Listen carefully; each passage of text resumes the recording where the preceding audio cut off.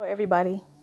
Today I want to talk about um, toxic relationships, specifically um, with a narcissist or a person with narcissistic personality disorder. Um, Most people probably have never heard of it, or if you did, you probably was like me, like, oh, okay, that's just a person that's very self-centered or egotistical.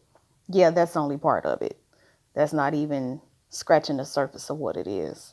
And to actually be in a relationship with this type of person is very traumatizing mentally and psychologically. And basically, it'll tear away at your, I would say, your very being or your soul, so to speak. But and then there's different types of narcissists. I'm not a licensed. Let's get this straight first. I'm not a licensed psychologist or therapist or anything like that. I'm just speaking from life experience in my own life and people that are close to me. Compare notes and everything lined up. And doing research online, like YouTube, listening to different people's stories, and like I said, everything across the board. Like it was so much things that were common amongst people from everywhere, male and female, because you can have a male narcissist or a female narcissist. So it goes both ways.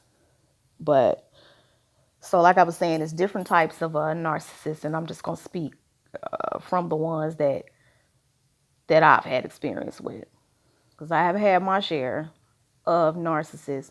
Didn't know it at the time until later on in my life when I said, okay, I said, why do I keep attracting people who act like this? So that's when I started doing the research on it. First myself, I had to discover who I was, and then just started doing research on these type of people. So you have like I said, it's called narcissistic personality disorder. And it's really something like it's really a mental disorder. You have the covert narcissists. These are the ones who play the victim and the hero just to get attention. And you gotta understand that everything these people do, it's about manipulation and control. Like they feed off of that. They feed off of it. And then you have your overt narcissist. I'm looking at my notes. That's why I keep looking down on my book, on my notepad. But you have your overt narcissists. These are the ones that are more, flamboyant out there. Like they gotta have attention, gotta be praised. I'm not talking about like every now and again people, want a little attention, but these people have to have it, or basically life is over for them. That's your overt. And then you have your somatic. These are the three that I've dealt with: covert, overt, and somatic narcissists. The somatic, these are the people that use their body to, whether that be to seduce, will you in, sexually. I mean, these are the ones that could be, or most of them, I guess, are masters in the bedroom. And then you have some that will basically use sex as a weapon. I guess that's all in the same, withholding just to punish you. So those are the three types that I've had experience with. Even though they're all different in some form, it's the same exact tactics that they use. So like I said, their MO is basically to manipulate and to control by any means necessary. That's how they operate. So basically, when you're in a relationship with these type of people, when they first meet you, it's not about having a deep connection or looking for someone to truly love and reciprocate that. It's all about, what can I get out this person? What kind of supply can they give me? Because that's all they want is a supply, whether that be your energy, just someone, like if you're the type of person who doesn't mind, giving your partner praise, or, oh, babe, that was good, I'm proud of you. They love that type of stuff, but never reciprocate it. What else? Maybe they trying to gain some type of social status or something. Maybe you can help with that, or they want to use you for that. Money. Just like I said, just know that it's all about supply. These are just signs to look out for. Another telltale sign, they very irresponsible. Bouncing from this job to that job, can't never keep a job, is always somebody else's fault. Um, Always in a crisis all the time in their life. You meet them, it been about 3-4 months in. Yeah, the next time I want to tell you these sad stories about what's going on. I can't pay my car note, or my rent is behind, and they're just trying to see how far they can go with you. These are just, what you call it, I guess they testing the waters to see how much they can see if you're a giving person. If they know that you're a giving person, they'll be like, okay, this will be a good supply for that. So basically they just want you so that you can basically be the damn parent in a relationship while they, being irresponsible in every way possible. What else? They do. Oh, let me go into some of the other things too. They lack empathy, unable to feel. Like literally when you go and you study like what the research has shown, even they've done neurological tests on certain parts of the brain. Narcissistic people, sociopaths, psychopaths, they unable to feel what others feel, unable to put themselves in other people's shoes. So that's why when you're dealing with this type of person, something that may be hurting you, and you feel like, well, dang, they act like they don't even care about it. It's because they don't. They don't know how to, like, feel, you know. But at the same time, it's like, even with the neurological testing, it showed that, I guess, the pleasure part of the brain is activated when they see a person in some type of pain or experiencing some type of shortcoming or something like that. So to them, it's like, you know, it's real sick. It's like, sometimes I can't even wrap my mind around it, but I get it. They're extremely self-centered. They're extremely jealous and envious. The self-entitlement is off the charts. Like, it's to the point when you're in a relationship with this type of person, you're going to feel like you're exhausting everything in you to please this person, but nothing is never good enough. It's just ridiculous. It's, oh my goodness, just so many things. Oh, they despise and they hate criticism. And they take it as an attack. Anything that you try to just say that you know that they doing some crazy dumb stuff, like or something that you feel in a relationship is disrespecting you, and you bring it to their attention, like, I don't like when you do so and so, it makes me feel blah blah blah blah blah. They may say something like, may even laugh, you always in your damn feelings, it ain't even like that. Then they'll flip the script. Well, what about when you do so and so to me? That's called blame shifting. They'll shift it back to you. And it's like, well, wait a minute. So you come out of the conversation or quote unquote supposedly discussion with, I don't feel like nothing was resolved. Then all of a sudden they want to start acting nice, or put it like this. If you have a certain fit, say you're, how do I describe it? You come out of the conversation thinking, well, nothing was resolved. And say you start acting standoffish because you don't feel like that it's resolved. So when they see you pulling away, so to speak, they'll start showering you with this little bit of fake love or fake affection, like, I love you, and give you some half-ass sorry. So now you thinking, oh, okay, well, things gonna be okay. Boom. So now you back, and you done forget all about what you was feeling in your reality and what you experienced in the relationship. So now they feel like they have the upper hand. So now you go back through this whole little cycle, and this is the whole relationship. You look up, it's 8 years later, 10 years later, 20 years later, that you'd have been going through all this craziness, but couldn't put your finger on as to what's going on. And then they call it a term called gaslighting. This is basically to alter your reality. That's what this is done for. So say if you told them, you having a conversation, well, let's meet up at the track at 3:00. Or they may even, bring it up. Well, let's just do something. Let's meet up at the track at 3 o'clock.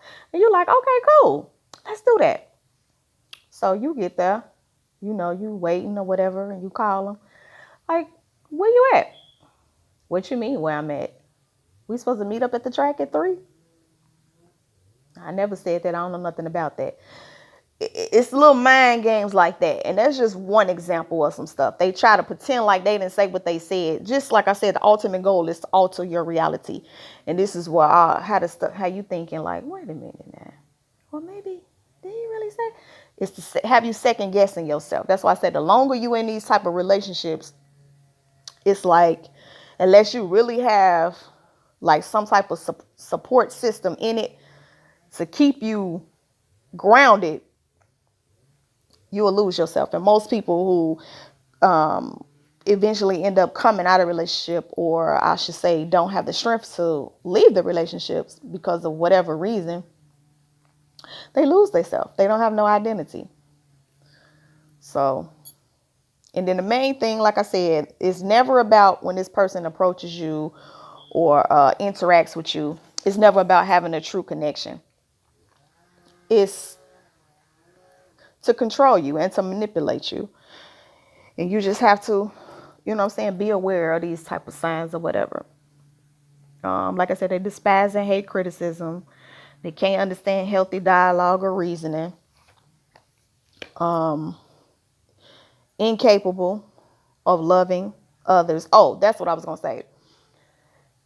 In order for you to escape, because that's basically what you have to do, escape these type of relationships, you have to come to the conclusion within yourself that the person I thought I loved never existed, because they didn't.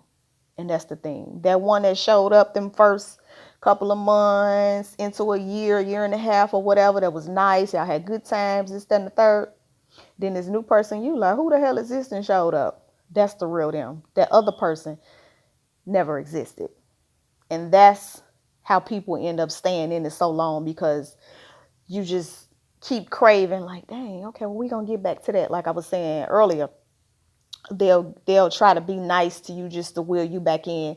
And then you hold on to that because you're like, okay, well, this is the person that I knew when I first met. No, it's all an act. It's all an illusion.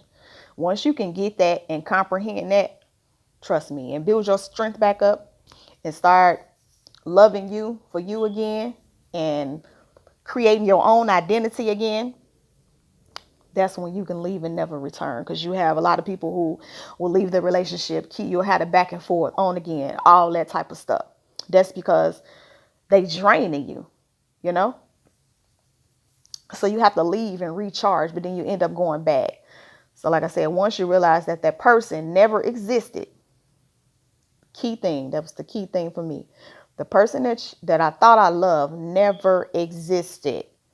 Once I got that into my mind, I said, and I meditated on it. I said, dang, that's deep. All of that for that person. And I just seen them for who they was. Whew. And their main thing, the people that they prey upon. Maybe I'll say that for the second video, but I'll just go into it a little bit. The people that narcissists, psychopaths, sociopaths prey upon are people that are called what they call empaths. And this is something new. Like I said, when I started doing my own research, I learned about myself too. Being an empath / lightworker. Empaths, we have the ability, now there's different types of empaths, and I'll go into that on the next video. But empaths, we have the ability, or born with the ability, to feel what other people feeling. So we can place ourselves into other people. Some people, when I say empath, like, it's really, really strong. Like, you literally can listen to somebody's story and just start crying because you put yourself in that person's shoes. Those are signs. That's just one sign that you can possibly be an empath. Like I said, the second video I'll go into being an empath. But this particular video, I don't know what I'm gonna title it, but it's mainly talking, I guess, toxic relationships dealing with a narcissist. But that's kind of some of the things I wanted to touch on, just to make it quick. incapable of genuine affection. Experts at, oh yeah, some people, because I had some people that I, talked to through their relationships or whatever and asked certain questions and they couldn't understand. So you think the whole relationship was fake? Yes. The emotions, all the affection they showed you wasn't real. They was just mimicking you. That's all they were doing. It goes back to what I said. Once you recognize and understand that the person I thought I loved never existed, they only mimicked your emotions, mimicked your affection because they incapable of doing it. And another way I've heard some people say, which made sense, because I had one which was I would say, let me see, was it covert? Somatic. I think they was kind of like a covert / sociopathic narcissist. The eyes, like the eyes are so dead. It's like no life in it. You know what I'm saying? Just pay attention to the eyes. Like they don't match up with what the person's saying, if that makes sense. It's kind of like, okay, I give an example that I heard one of the ladies on YouTube gave an example of, which was so true. Like you talking to the person on the phone, they, y'all getting to know each other. To you, it seemed like they excited to meet you. So you finally meet up, at the little restaurant or whatever. You pull up, and this person just looking at you like, yeah, you can park over there. It's like, wait a minute now. Because I know me, if it's somebody that I'm interested in and I'm excited to see, I'm going to be all straight Kool-Aid smile. Hey, how you doing? You know what I'm saying? But these type of people, like I said, no type of feeling, no type of affection. It doesn't match. The eyes don't match what they saying out their mouth. So that's another telltale sign. What else did I say? Extremely irresponsible. Always in a crisis. And then maybe I'll do a video on giving more examples of some of the things that I make it a little more personal. Some of my actual experiences, I have to write them down. That's what I do. I do some more videos on that, kind of touch on to give you some more examples on how to recognize these type of people. But yeah, so my next video is going to be, I'm going to do one, I'm going to say next one, but I'm going to do a video on empath and going into a little more detail on how to know if you're an empath, or you could just YouTube or Google. I mean, be resourceful. We're living in an age where of technology where knowledge is accessible for whoever wants it. But I will do one on empath, and just talk about some of my experiences and well, you already know how I came to know that that's what I was. But anyway, thank you for listening. Like I said, I'll do more videos going into more detail. I hope this one will help, somebody recognize, and you could be able to come out and, and live your best you and be who you are without someone leeching off your energy and sucking you dry of your energy and your light.